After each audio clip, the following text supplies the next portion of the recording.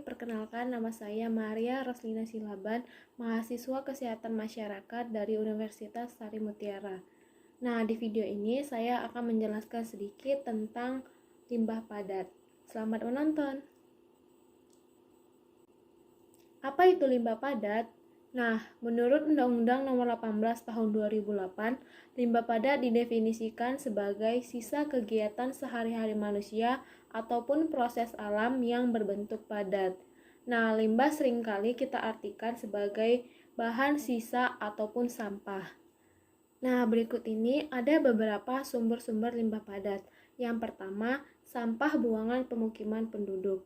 Nah, sampah buangan pemukiman penduduk ini dapat berupa plastik dan sisa-sisa bahan makanan. Yang kedua, sampah buangan tempat-tempat umum dan perdagangan. Contohnya yaitu sisa-sisa makanan, sampah kering, abu, plastik, kertas, dan kaleng-kaleng bekas. Yang ketiga, sampah buangan jalanan, yaitu sampah yang berupa debu jalan, sisa tumbuhan taman, sampah pembungkus makanan, serta bangkai hewan dan kotoran hewan.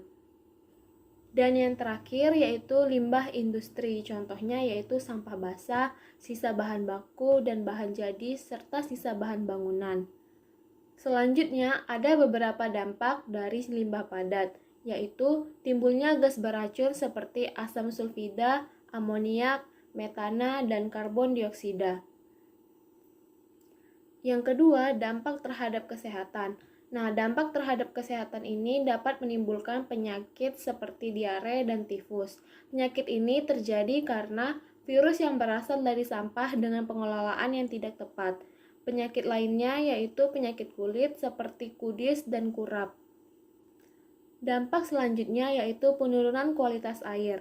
Penurunan kualitas air ini terjadi karena limbah padat biasanya langsung dibuang ke perairan, maka menyebabkan air yang menjadi keruh dan rasanya berubah.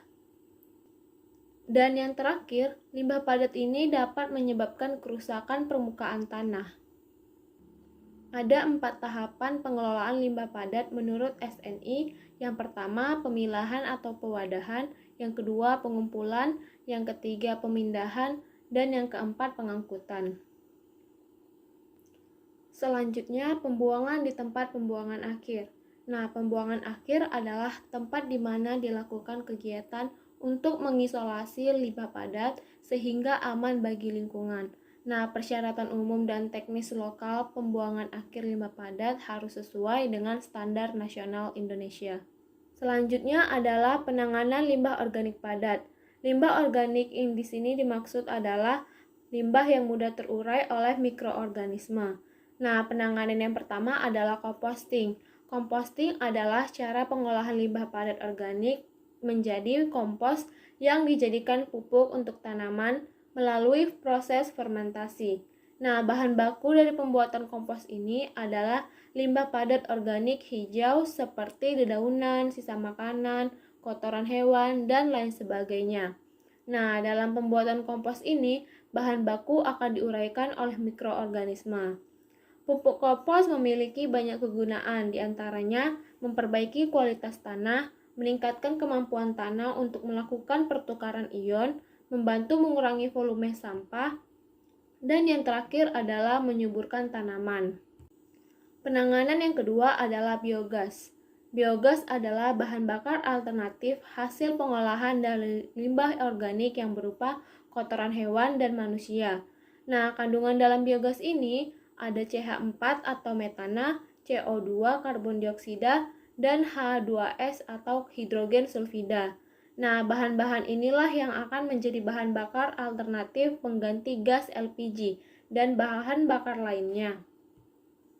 Selanjutnya ada penanganan limbah padat anorganik, yaitu yang pertama sistem 3R atau reuse, recycle, dan reduce. Reuse adalah menggunakan dan memanfaatkan kembali barang-barang yang sudah tidak dipakai lagi. Sedangkan reduce adalah mengurangi pemakaian barang yang tidak ramah lingkungan dan dapat menghasilkan sampah. Tindakan ini bertujuan untuk mengurangi volume sampah dan juga untuk penghematan sumber daya alam. Sebagai contohnya yaitu mengurangi pemakaian kantong plastik. Dan yang terakhir, recycle Recycle adalah mendaur ulang barang-barang yang sudah tidak terpakai menjadi produk lain yang lebih bermanfaat. Contohnya menggunakan plastik bekas untuk membuat tas. Nah, sedangkan untuk sampah anorganik yang tidak dapat digunakan lagi, ada salah satu metode yaitu dibakar. Nah, bakaran ini disebut insenerasi. Insenerasi ini adalah proses pengolahan limbah padat dengan cara pembakaran dengan temperatur tinggi lebih dari 800 derajat Celcius dengan menggunakan alat yaitu insenerator. Nah, kekurangan alat ini adalah harganya yang mahal dan tidak bisa membakar sampah logam. Nah, metode selanjutnya adalah sanitary landfill atau penimbunan tertutup. Sanitary landfill ini adalah sistem pengelolaan sampah dengan cara membuang dan menumpuk sampah di lokasi cekung, memadatkannya, dan kemudian menimbunnya dengan tanah. Nah, itu dia penjelasan dari saya sedikit mengenai tentang limbah padat. Semoga bermanfaat.